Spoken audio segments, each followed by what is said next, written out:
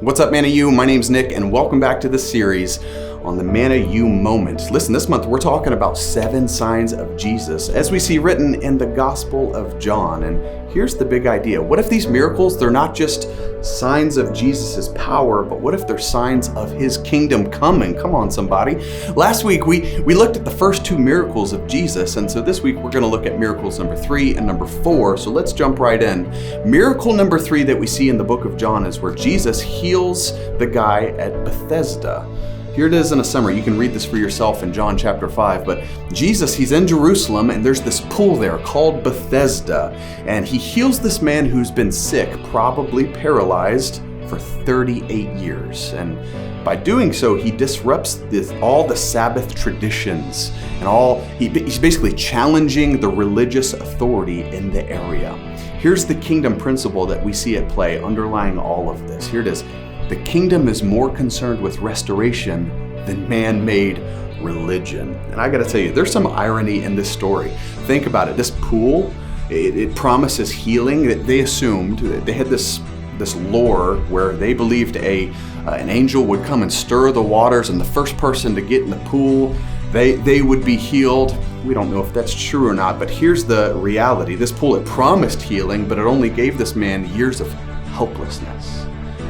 And to be honest, this whole miracle, it's not just about a man all of a sudden walking. It's actually bigger than that. It's this collision between religion and restoration. Think about it. The old system prioritized ritual over people. It prioritized rules over mercy and status over healing. But Jesus is healing. When he heals this man, it's not just a healing, it's a protest, it's a rebuke. Jesus confronts the legalism and brings wholeness where religion once brought exclusion. Here's the challenge for us. This might hurt, but are we the Pharisees? Are there areas where maybe we've prioritized our own systems and rules and all of those things above the redemptive work of the kingdom among the people around us? We got to stay focused on the main thing. And that brings us into the very next miracle. The 4th miracle we see in the book of John is when Jesus feeds the 5,000. This is a classic story. You know the story out of John chapter 6.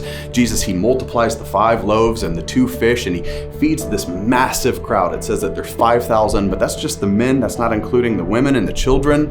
And so later on, he declares himself the bread of life. And here's the kingdom principle that we see in this story. The kingdom satisfies our souls and our spirits, not just our stomach. And sure, Jesus, he's meeting physical needs in the midst of this, but it's bigger than that. He points to a deeper hunger that only he himself can fulfill. Provision is a person, and his name is Jesus. That's why he says, I am the bread of life. Here's the challenge. Are we seeking the Lord and relying on him for life, true life? The Greek there is ontos zoe. Are we relying on him for true life more than we rely on food itself? Let me encourage you, Manna U. If this is something that you're struggling with, if you feel like, man, I don't know if I rely on God more than I rely on food, maybe here's an exercise for you: fast. There's nothing like consecrating our flesh to say, you know what, Jesus, I need you more than I need this food. Meet me in this place of desperation. I'm telling you what, he will show up.